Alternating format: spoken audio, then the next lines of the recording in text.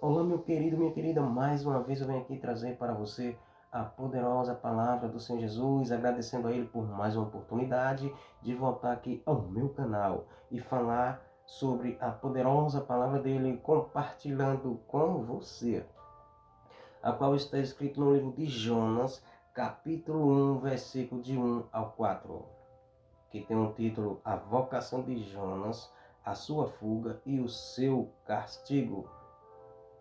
E veio a palavra do Senhor a Jonas, filho de Amitale, dizendo: Levanta-te, vai à grande cidade de Nenive e clama contra ela, porque a sua malícia subiu até mim.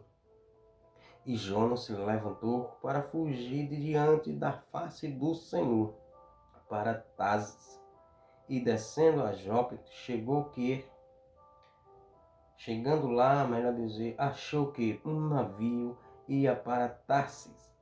Pegou, pois, a sua bagagem e desceu para dentro dele, para ir com eles para Tarsis.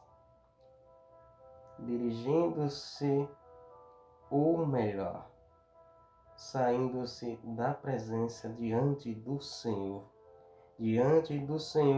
fugindo da sua presença. Mas o Senhor mandou ao mar um grande vento, e fez-se no mar uma grande tempestade, que o navio estava para se quebrar, ou melhor, quebrar-se.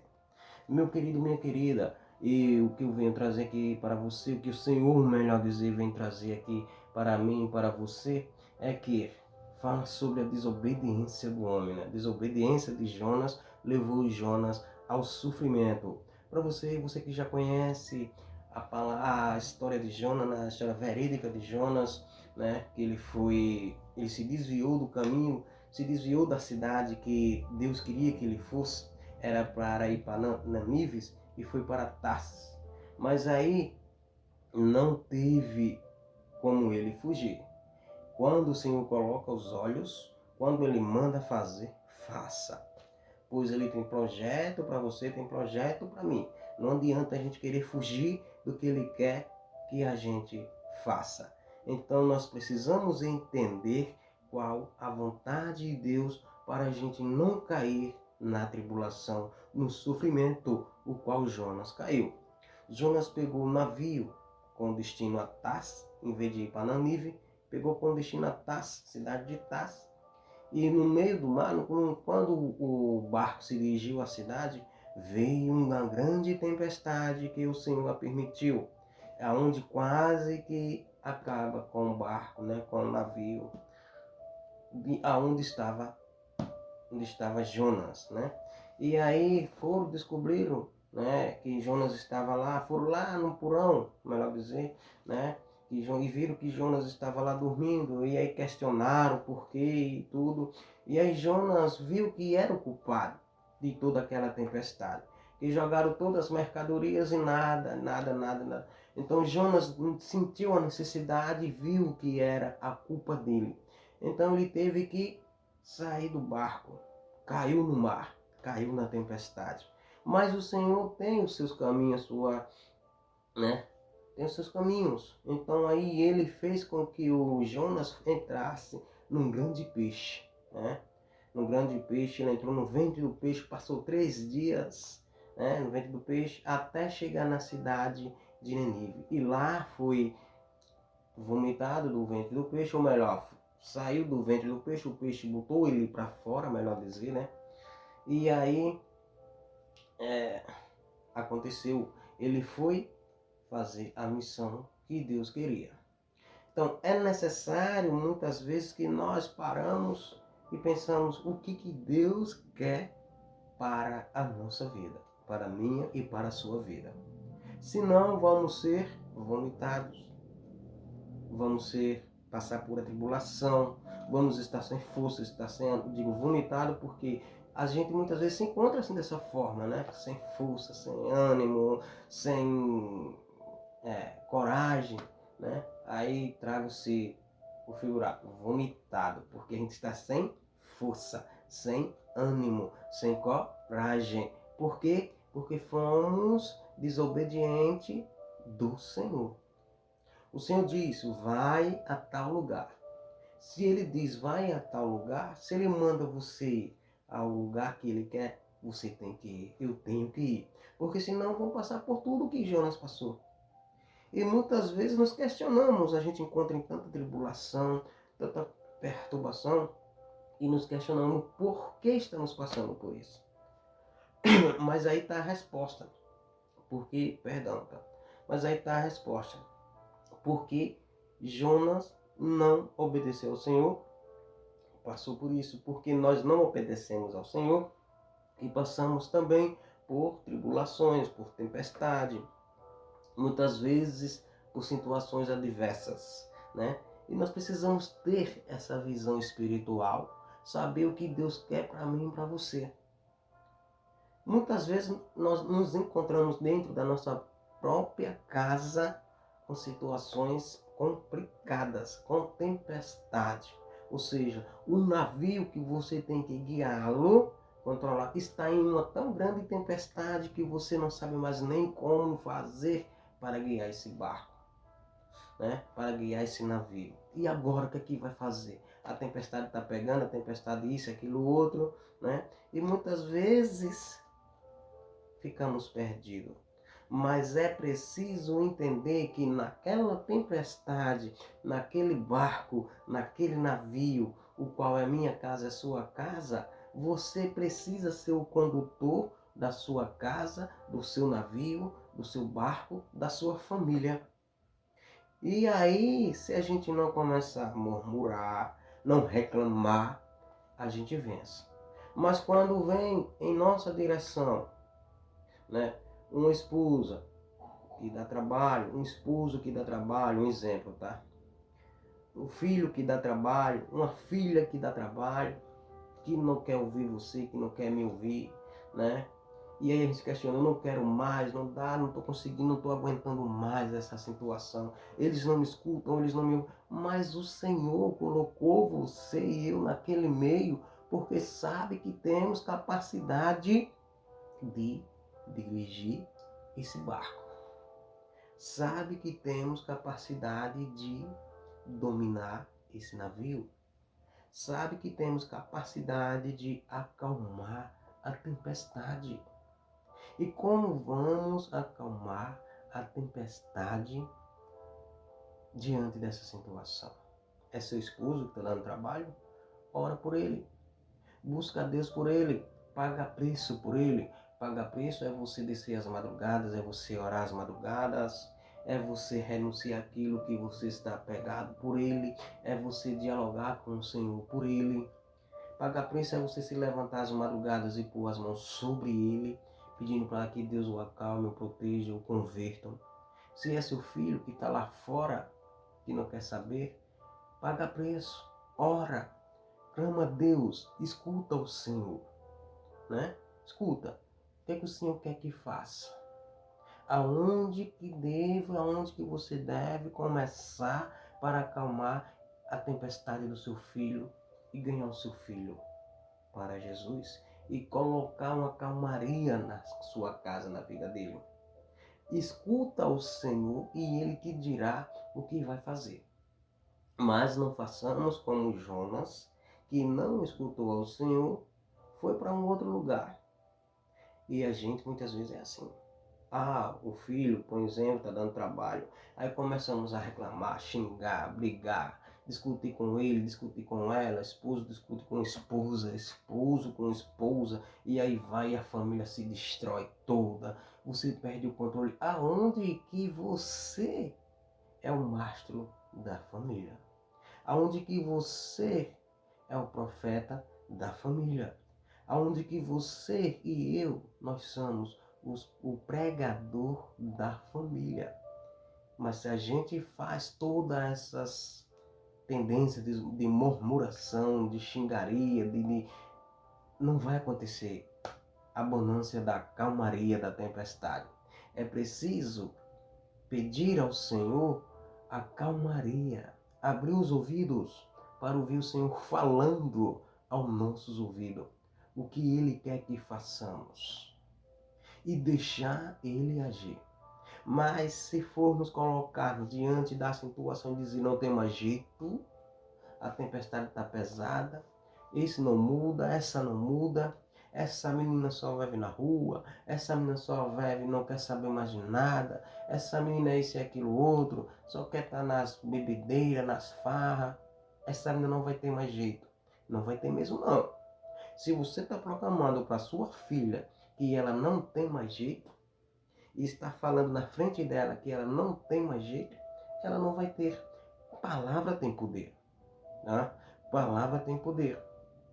Se você diz para o seu filho, porque ele está bebendo, porque ele amanhece fora de casa, porque ele chega bêbado, porque ele não tem paz em casa com vocês e não transmite paz para mim, para você um exemplo, e aí você está dizendo que ele não tem mais jeito, que está condenado, aquela coisa toda, né? A tribulação vem e não vai ter jeito mesmo não, porque você está proclamando para ele que não tem mais solução. Se você diz para seu esposo que briga, que discute, que não tem amor, por exemplo, e vive lá fora bebendo nos bares, que ele não tem jeito, veja, você está proclamando para a sua família que a sua família está perdida, que a sua família não tem mais jeito. E não vai ter mesmo não. Agora se você e eu, se a gente proclama, essa menina vai ter jeito. Essa menina ela tá lá fora, ela tá lá na vaidade dela, ela tá nas curtições dela, né? Mas eu estou aqui de joelho por ela, porque eu sei que ela vai mudar. Esse menino está bebendo, está nas drogas, está, sei lá, passando dias e dias fora. Ele vai mudar porque eu vou pagar o preço por ele. Porque eu vou conversar com o papai do céu. Eu vou conversar com Deus e Deus vai mudar a história. Beleza, proclamando positividade. E é por aí que tem que ser. Tanto com os filhos, como o esposo, como a esposa. Tem que mudar.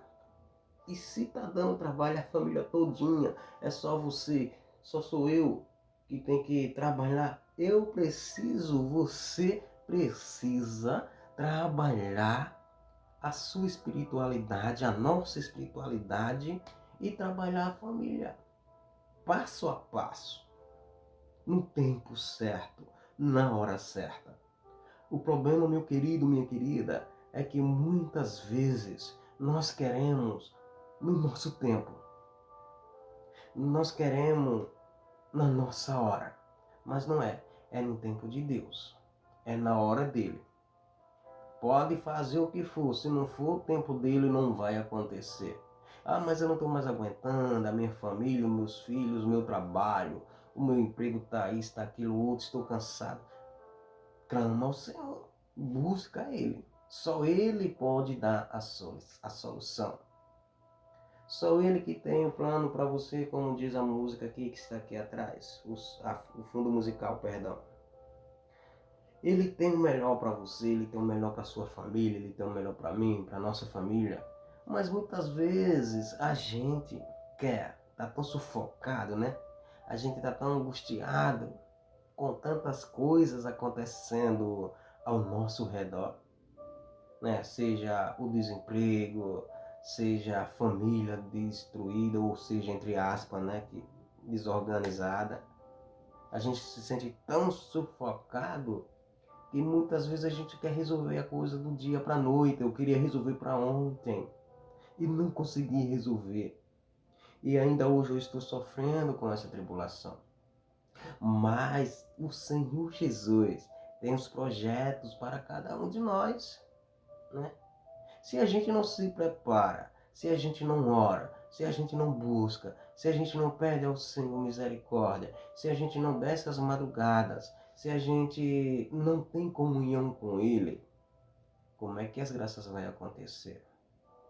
Eu já vi muitos pregadores falar, até meu pastor Alisson, né, um grande homem de Deus, um grande profeta, né, um profeta do Senhor Jesus, um homem humilde, simples, é grande na espiritualidade, na humildade dele, né? Ele tem humildade, né?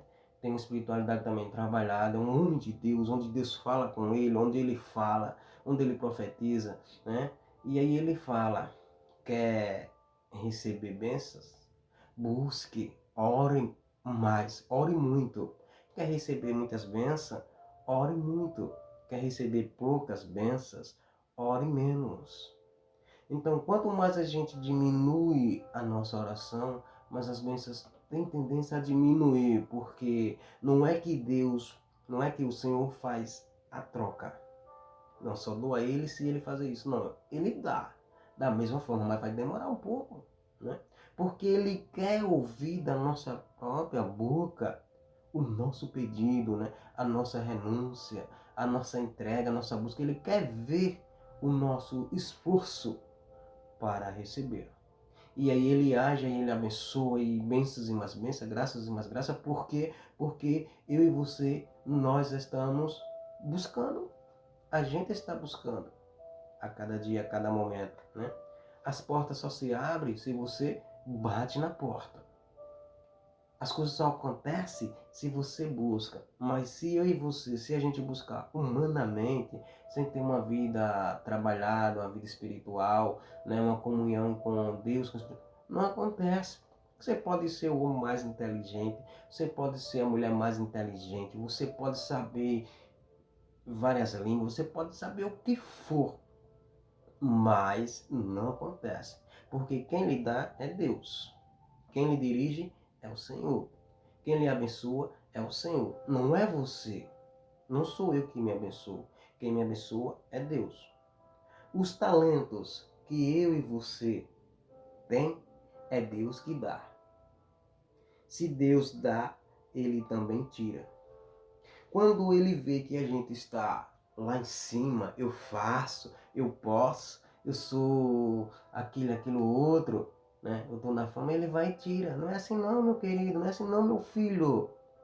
Eu te dei os dons, os talentos para você usar de humildade, para você ajudar o próximo, para você pegar esses seus dons, esses seus talentos e contribuir com o próximo. Você está guardando tudo para você? Só você sabe, só você pode, só você faz? Pois aquele que tem mais terá dado até o que tem. Veja aí o que a palavra dele diz, está lá nos evangelhos, né? Aquele que tem será tirado até o que não tem. Porque ele se exalta, ele se exibe, ele fala que pode, ele machuca o outro, ele pisa o outro, ele passa por cima do outro. Ele não olha que o outro precisa do apoio dele. Ele não olha que o outro precisa do incentivo dele e acha que só ele pode. Toma uma decisão errada. Desobediência. Quando o Senhor diz no seu evangelho, lá, né? Se eu não me engano, muito bem lembrado, não sei se é Lucas, salvo engano, me perdoe, onde ele fala dos talentos, né?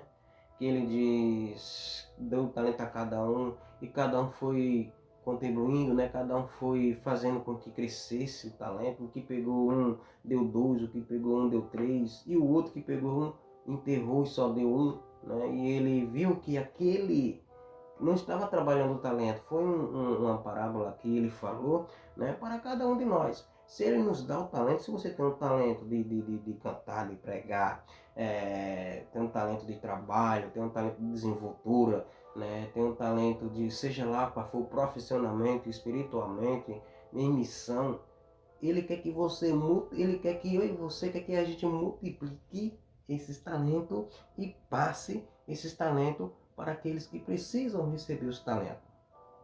Os talentos que o Senhor nos dá não é para guardar, não é para eu posso, eu faço, é só meu. Não, porque se guardar o talento enferruja, cria ferrugem, e ferrugem não vai a lugar nenhum.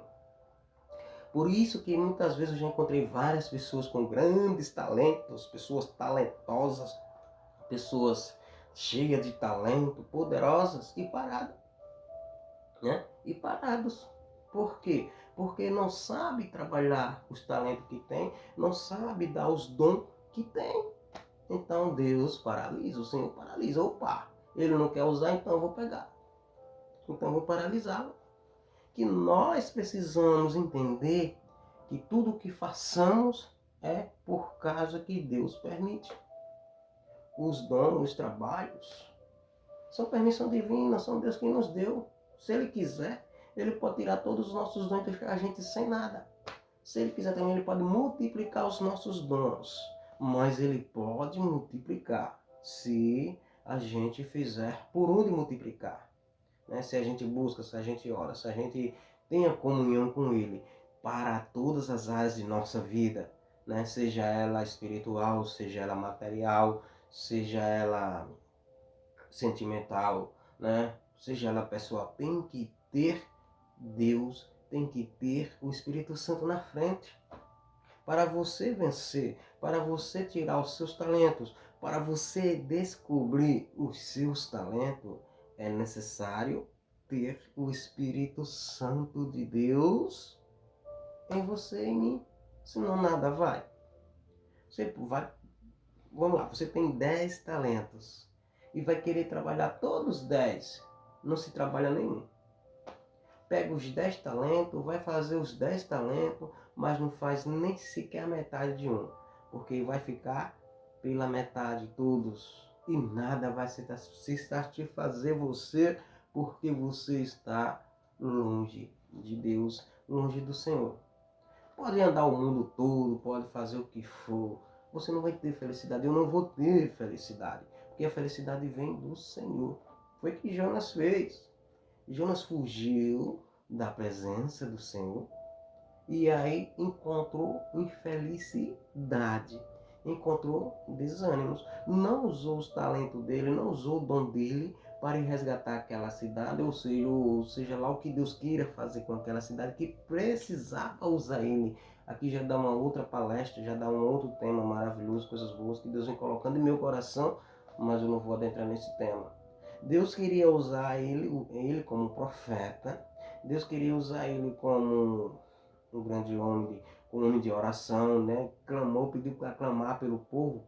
Podia ser até que o povo mudasse ou não, mas Deus queria ele lá, pregando naquela cidade.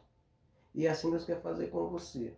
Quer você no lugar onde Ele lhe colocou. Seja com sua família, seja no seu trabalho, seja na faculdade, seja no seu estudo. Pessoas que te dão trabalho, pessoas compulsivas, né? Pessoas que você não gosta, pessoas que não entendem você. Mas é essas pessoas que Deus sabe que eles precisam de ajuda, por isso Ele colocou você lá, para ajudar essas pessoas.